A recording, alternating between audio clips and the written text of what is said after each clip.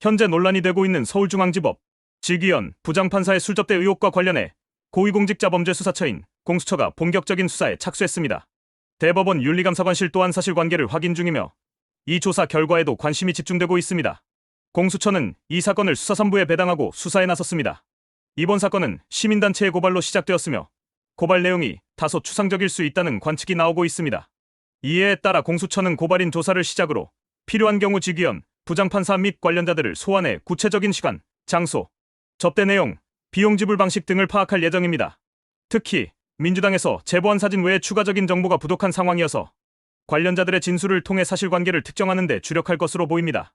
관련 영상 보시기 전 구독과 알림 눌러두시면 새로운 소식을 편하고 빨리 접하실 수 있습니다. 술접대 의혹이 제기된 서울중앙지법 지기현 부장판사에 대해 공수처가 본격 수사에 착수했습니다. 대법원 윤리감사관실도 사실관계를 확인하고 있는데 이 조사 결과에도 이목이 쏠리고 있습니다. 김광삼 변호사와 함께 자세히 알아보겠습니다. 어서 오십시오. 안녕하세요. 네, 안녕하세요. 네, 공수처가 수사 부서 배당을 한 거죠? 네, 그렇죠. 이제 3부에 배당을 했는데요. 예.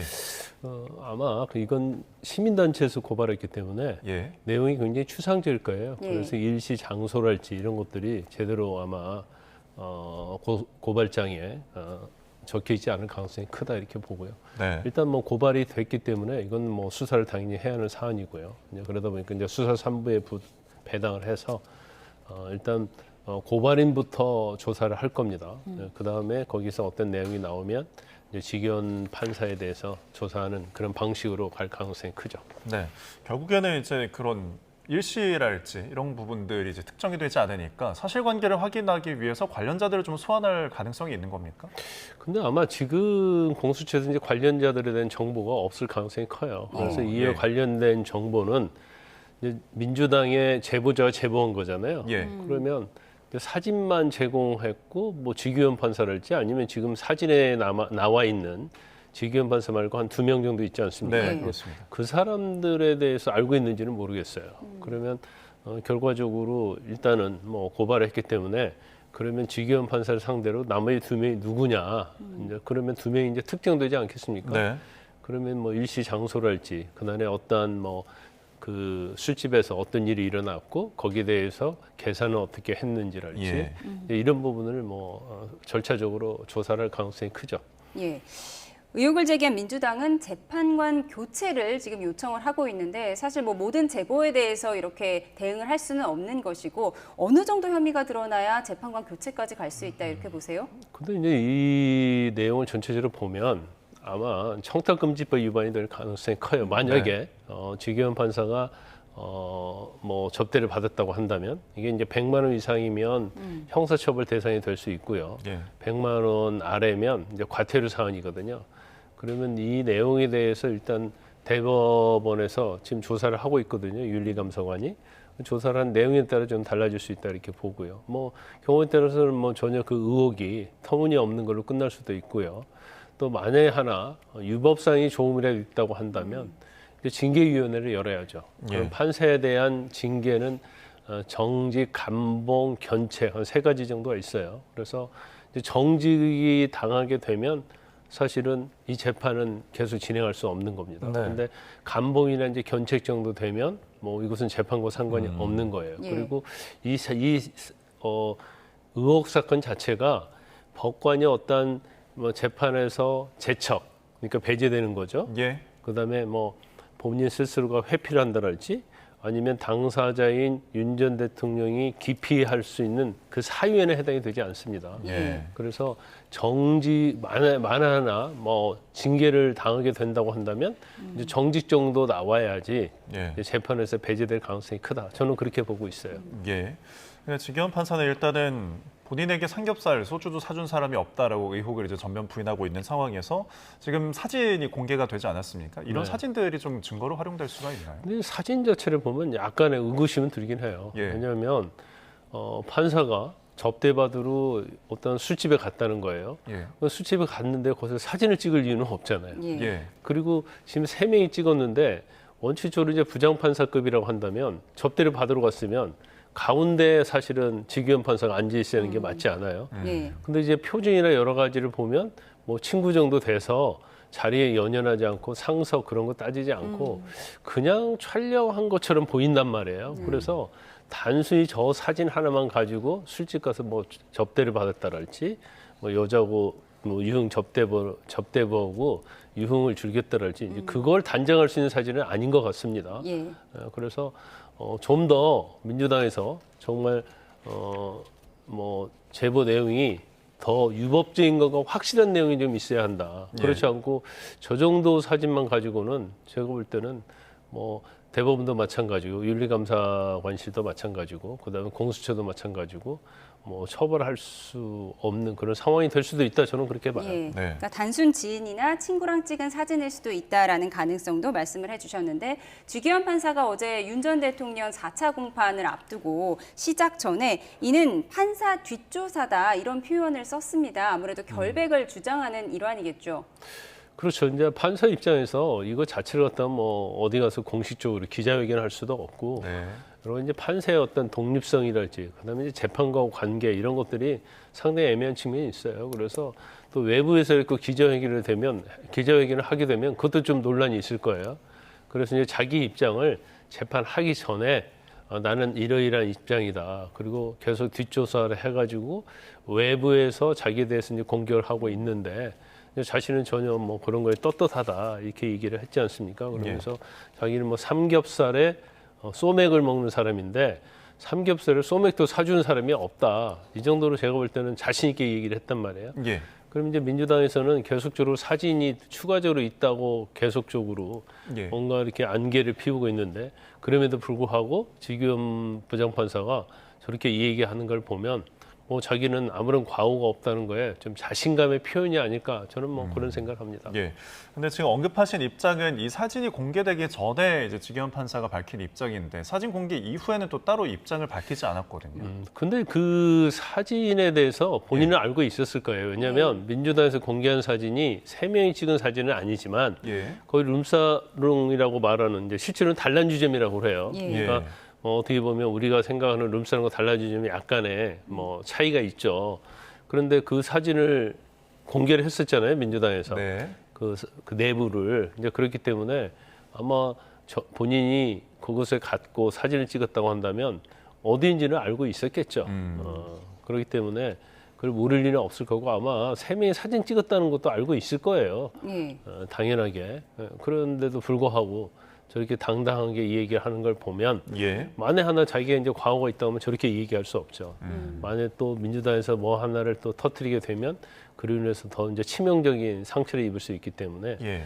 일단은 뭐 상황은 좀 지켜봐야 할 필요가 있다 이렇게 봅니다. 알겠습니다. 예, 유흥주점과 단란주점이 조금 차이가 있을 수 있다라고 말씀을 해주셨는데 공수처 수사와 대법원 윤리감사관실의 감사는 좀 다른 차원에서 진행이 되잖아요. 네, 지금 윤리감사관실에서 이 유흥주점에 대한 현장 조사도 벌였다고 하더라고요. 네, 뭐 현장 조사 갔었는데 아마 문이 닫혀 있어가지고 제대로 조사를 못했다고 해요. 예. 그러면 결과적으로 이제 주기현 판사를 상대로 해서 이곳에 이제 갔는지, 갔다 오면 누구랑 갔는지, 또 가서 무엇을 먹었는지, 그다음에 거기에 있어서 그러한 대가, 지불 이런 것들은 누가 했는지 이제 이런 부분을 아마 감사관실이 조사할 거예요. 그래서 결과적으로 따지면 뭐 공수처에서 조사하는 비슷한 수준이 되지만 예. 이제 공수처는 강제 수사 권한이 있는 거고, 그다음에 윤리감사관실은 강제 수사 권한은 없죠. 네. 그래서 관련된 사람이 스스로 임의적으로 조사에 응해야지 조사할 수 있는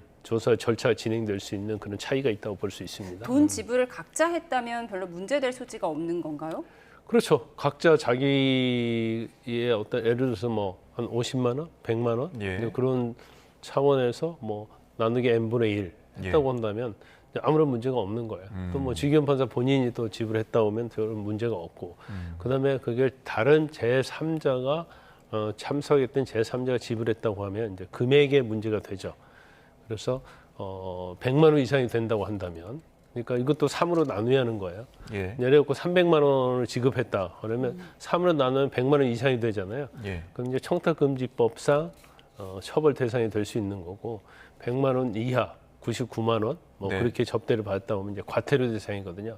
근데 과태료 대상이면 공수처 수사의 대상이 되지 않고 예. 형사처벌 대상이 되지 않아요. 예. 아. 그래서 단지 과태료만 부과되고 맙니다. 예. 그래서 수사기관의 권한이 없습니다. 거기에 대한 아. 수사 권한이.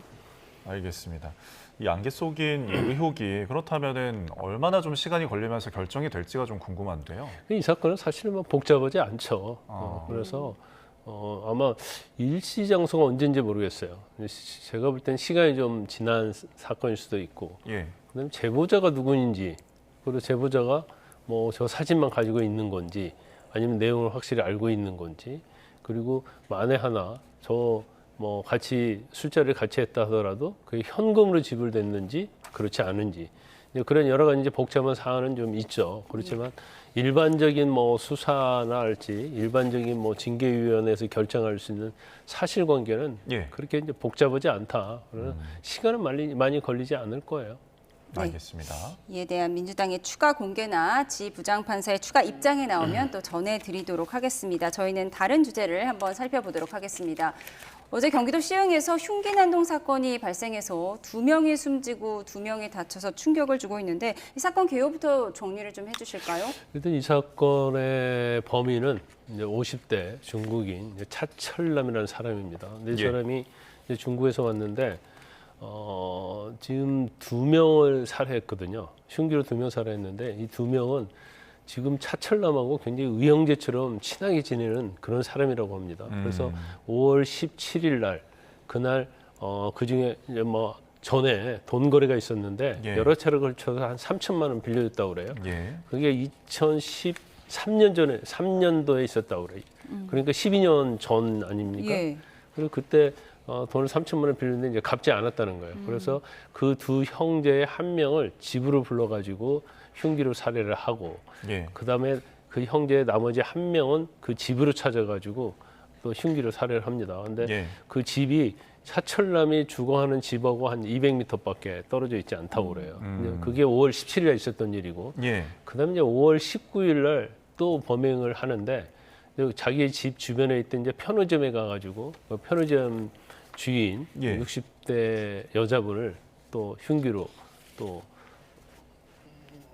찌르게 되고, 네. 그다음에 또 도망가다가 또 체육공원 가가지고 이제 70세 된 건물주, 그러니까 자기가 사는 건물 주인을 찌른 거예요. 예.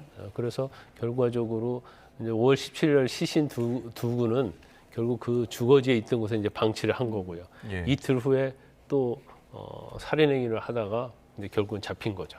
예. 이 범행 과정을 좀 보면은 그 언급하신 17일은 집으로 오라고 유인을 한 다음에 범행을 저질러서 일종의 계획성이 있는 것으로 보이는데 이 어제 있었던 일은 갑자기 일어난 것처럼 보여서 좀 이게 계획과 우발이 좀 섞인 것으로 볼 수가 있을까요? 근데 저는 그렇게 보지 않아요. 예. 왜냐하면 이제 편의점에 흉기를 들고 찾아갔잖아요. 예.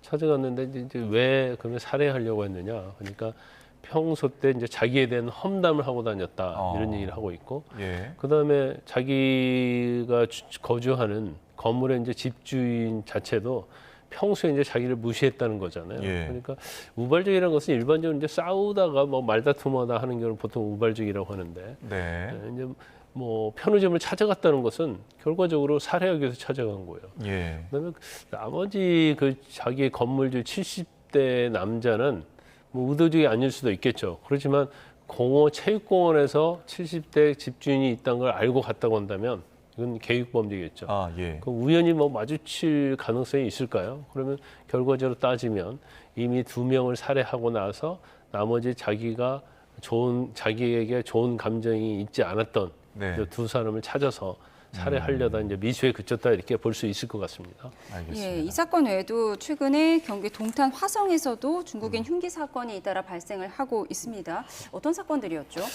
이 사건은 이제 19일 오전에 이제 새벽 4시에 일어난 사건이에요. 네. 그래서 아마 동탄에 가면 이제 수변공원에 상가가 있는 걸로 보입니다. 예. 그런데 그 상가는 이제 외부에, 그러니까 건물 밖에 이제 데크가 있는데 거기에서 한 5명 정도 젊은이들이 이제 술을 마시고 있었던가 봐요. 그러니까 이 중국인인데 중국 예. 국적을 가지고 있다고 그래요. 이 사람이 시끄럽다고 왜 떠드냐고 하면서 아, 이제 흉기를 가지고 난동을 피운 거죠. 그래서 예. 그중 이제 한 명 다 도망가고요. 한 명은 이제 그 주점 안으로 들어갔는데 네. 주점 안에서 이제 출입구를 가지고 실갱이를 하는 거예요. 예. 그래서 출입구 안 열어주니까 이제 결국은 본인이 킥보드를 타고 이제 도망을 갔는데 도망을 갔다가 이제 잡힌 그러한 사안입니다. 예. 그런데 잡고 나서 보니까 흉기를 3개나 가지고 있었다는 더 가지고 거죠. 있었다. 네, 예. 네. 그러니까 보통 우리가 일반적인 사람 흉기 가지고 다니지 않잖아요. 그러면 그 당시에는 아마 우발질 수 있는데 굉장히 데크에서 시끄럽게 해서 예. 내가 살해를 하려고 했다. 이제 그런 취지인 것 같습니다. 그래서 처음에는 살인으로 보지 않았는데 예. 결국 칼 들고 한 명이 도망갔잖아요. 네. 쫓아갔단 말이에요. 예. 그 출입문 열고 살해를 하려고 했기 때문에 결국 이제 죄명은 이제 살인 미수가 되는 거죠.